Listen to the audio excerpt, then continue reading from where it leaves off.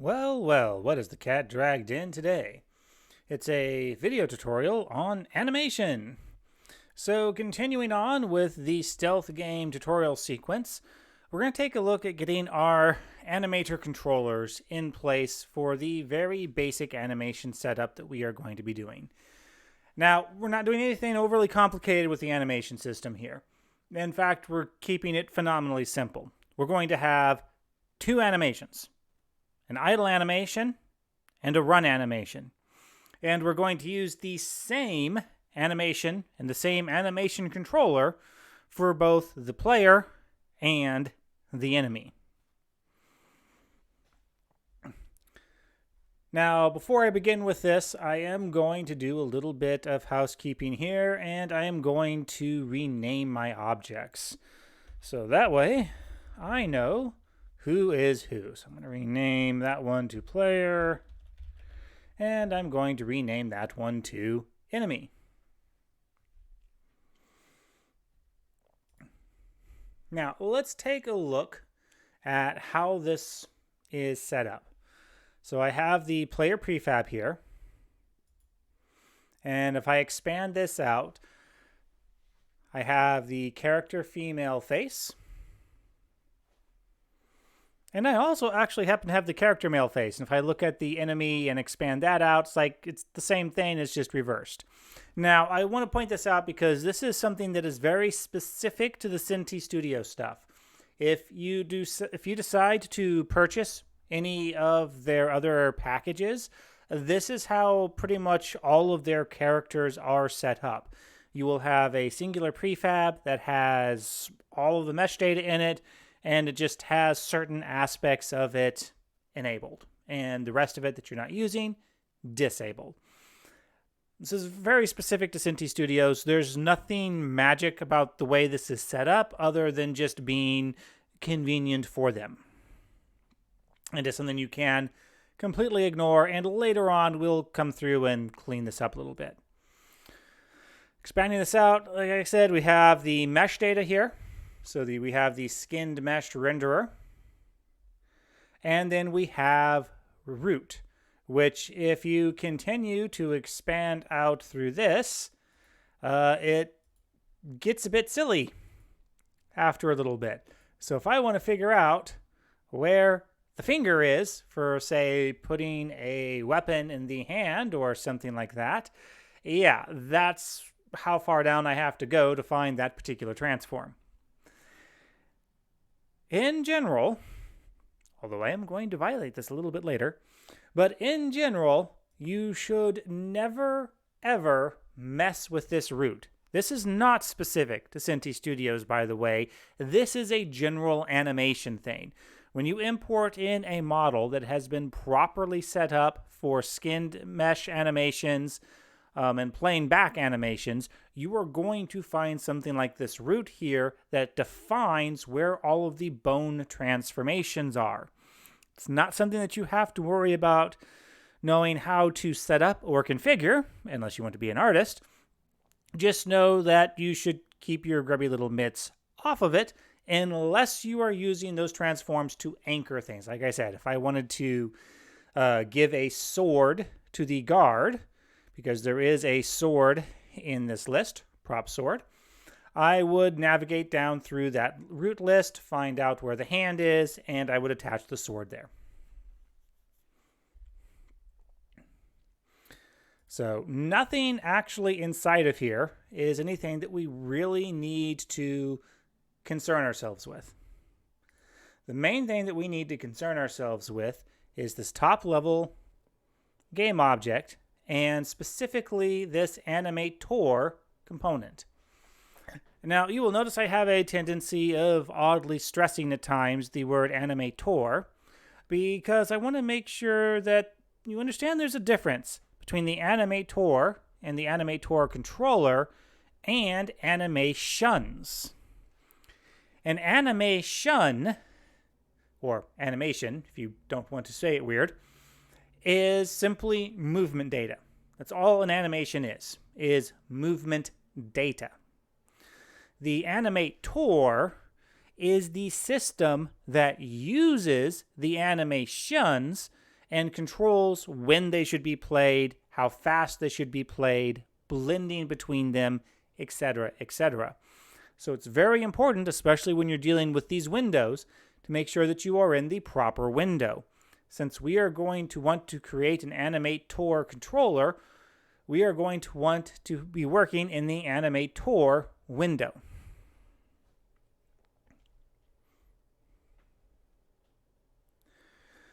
So I am going to come over here to Window,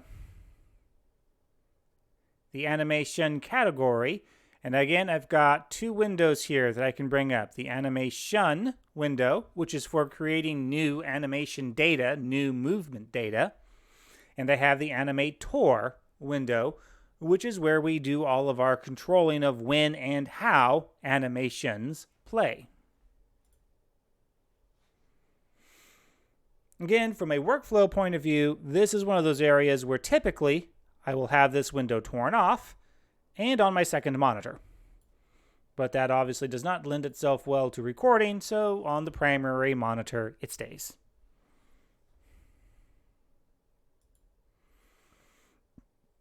Now, in order to do anything with the Animator window, I have to have an Animator component, an Animator controller component. Now, to do that, I'm going to come back over here to my Assets folder. I am going to create a new folder called Animation Controllers. Once again, is this necessary? No, but it's good practice. And inside of that folder is where I am going to create the Animator controller.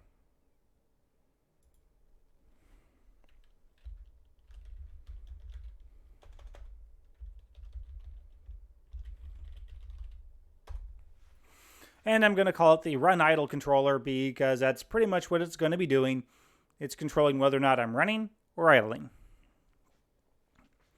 Now, the Animator in Unity is a state machine. Similar to the state machine that we will be using in Bolt, or similar to the state machine that Playmaker uses. This is a full-on traditional state machine. There's actually a lot that you can do with this, but I'm not going to really look into it. For this particular tutorial, we are focused on just the barest use case scenario of controlling animations. Now, as I mentioned, we've got two animations that we want to work with, an idle and a run. And we're going to want to blend between those. So if I'm standing still, I should only be playing the idle animation. And if I'm running full speed, I should only play the run animation. But if I'm somewhere in between, I should blend between those. First of all, that gives a much smoother look to the start. If when I hit the W key, I don't just, bam, instantly start running. There's a little ramp up to it. It also makes it nice if you're going to be using a controller to play with this, although that will be awkward, to say the least, due to the tank controls. I can use a thumbstick to control, creep forward slow, and I'll play a very slow stepping animation. To do this, in this blank gray area here, I am going to right-click. I'm going to create a state, and I'm going to say from new blend tree. Blend trees is how Unity handles blending together different animations based on parameters. As soon as you do this, you will notice that the blend tree is orange, and I have a transition line connecting me from entry going into this blend tree. This is automatic. A state machine has to have a starting state. Since this was the first state that I added in, it is my starting state. If I double click on the blend tree, I will go into that layer. So now I am looking at the blend tree state. Upon creating this blend tree, it also created something called a parameter. So by normal, you are on the layers. But if you switch over to the parameters tab, you will notice you now have something in there called blend, which I am going to immediately rename by clicking on it once to highlight it and then clicking on it again to go into rename mode.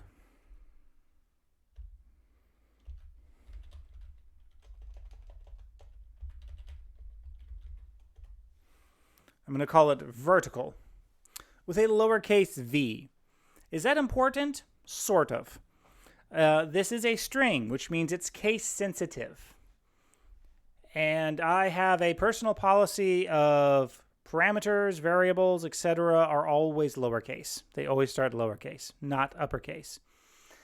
Is there any kind of functional difference? No, but it's key to have a rule like that because capital V vertical is a different variable from lowercase v vertical. So that is something you must keep in mind.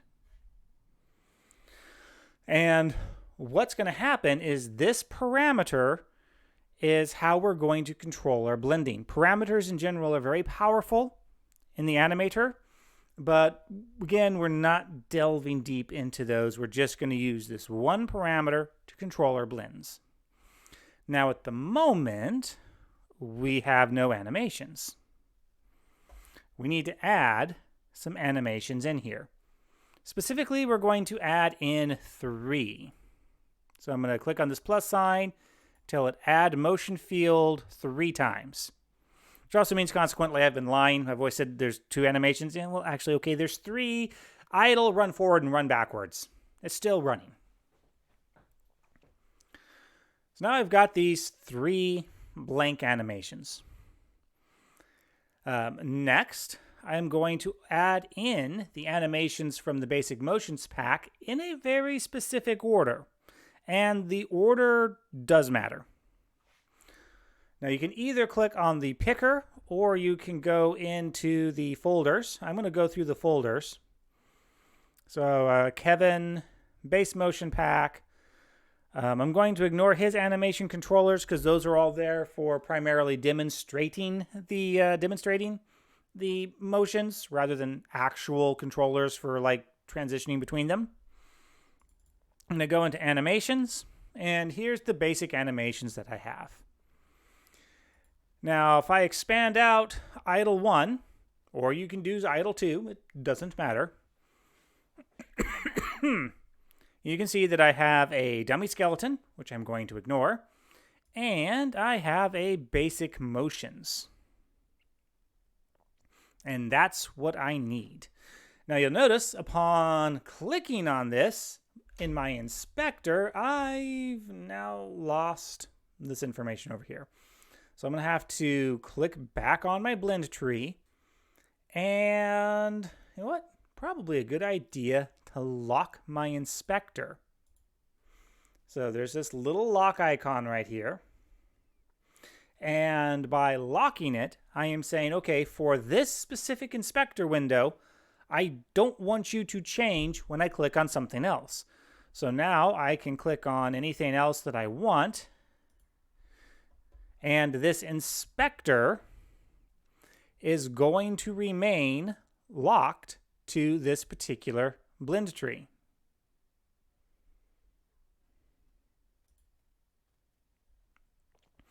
And now I also have to get my animation controller back because I apparently just clicked on something that I shouldn't have.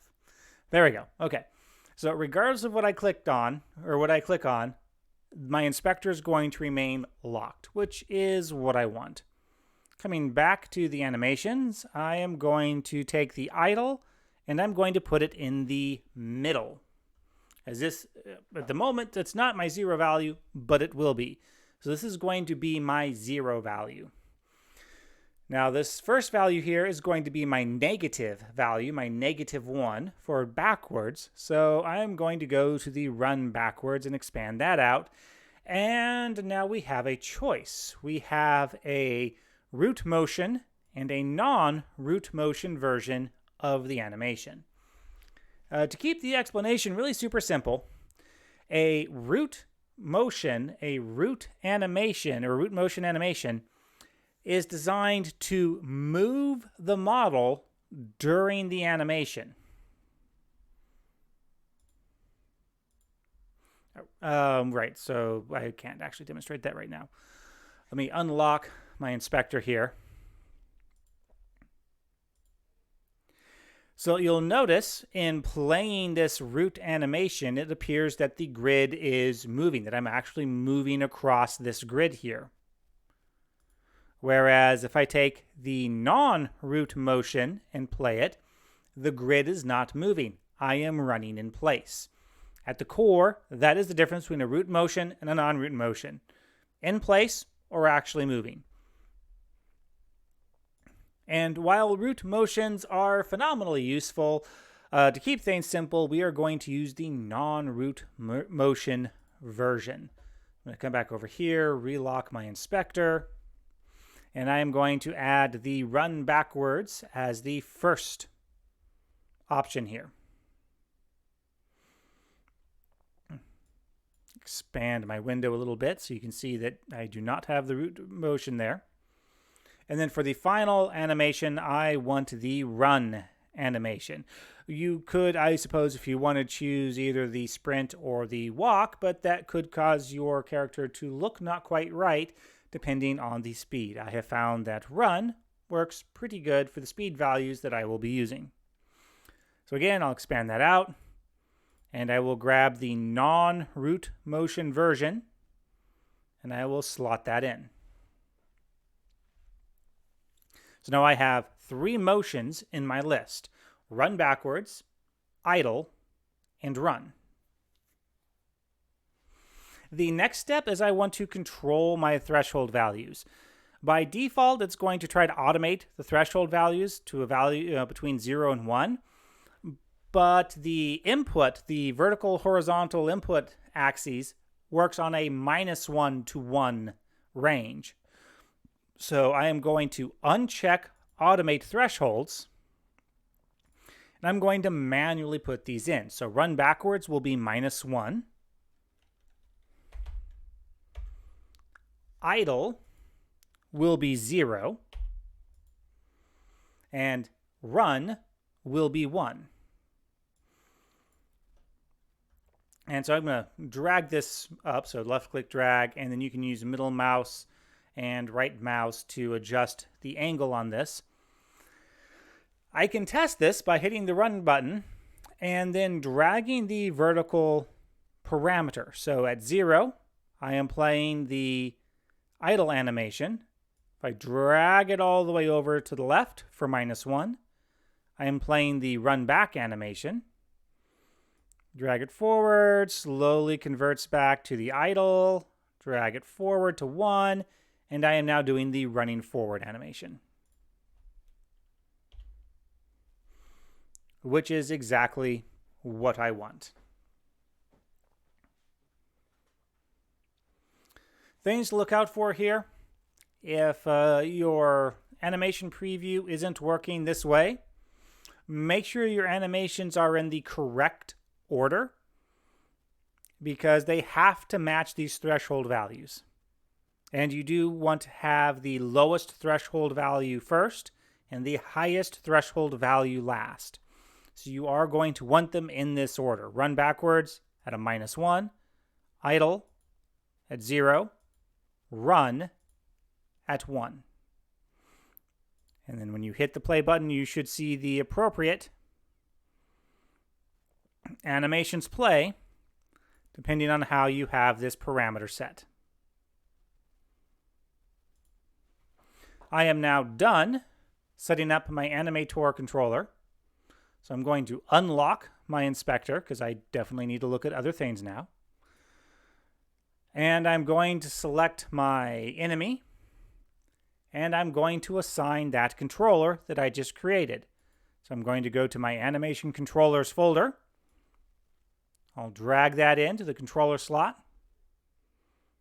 And then I will do the same for the player. Select the player, drag that controller in. Adjust my camera temporarily. So I'm going to grab my camera, position my scene view such that I can see both character models reasonably well. Do a Control-Shift-F, which stands for Align with View. Takes the selected game object, aligns it to the editor camera view. Very handy little function. And I'm going to hit the play button. And that is exactly what I would expect to have happen. Both characters go into the idle state and are playing the idle animation instead of T-posing.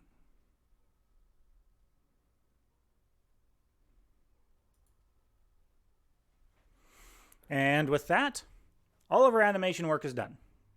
We're not going to have to do anything else with the Animator controller, animations, or anything else like that. There is one setting that we're going to have to come back and fix, but I am leaving that setting broke for the moment so we can see what that error is going to look like in the next video. And with that, as always, if you found this video useful or at least mildly entertaining, a like would be appreciated. And if you didn't learn anything new and you were terribly bored, well, the dislike button is right next to it. Until next time.